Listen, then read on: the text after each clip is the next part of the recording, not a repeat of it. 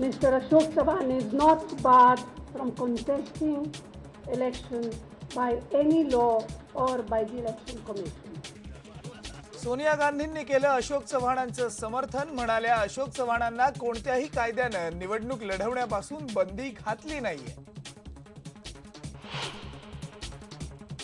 लोगों को एक से दूसरे की लड़ाने की विचारधारा है.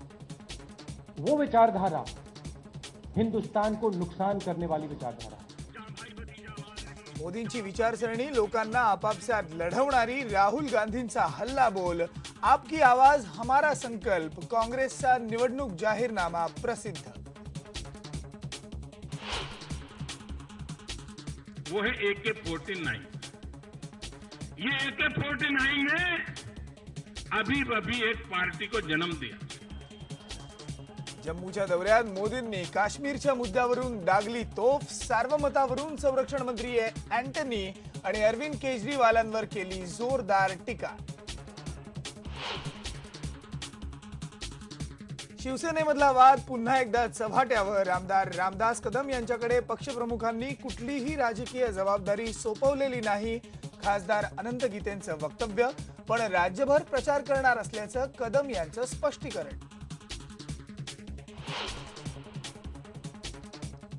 गुंतवणूकदारांच्या 20,000 कोटींपैकी 10,000 कोटी रुपये आधी परत करा. सुब्रतो रॉय यांना जामीन मंजूर करण्यासाठी सुप्रीम कोर्टानं ठेवली अट.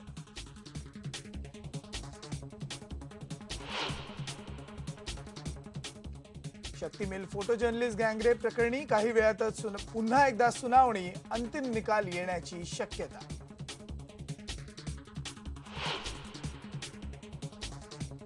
सेन्सेक्सची 22,162 पर्यंत उसळी. इतिहासात पहिल्यांदाच गाठला एवढा मोठा आकडा.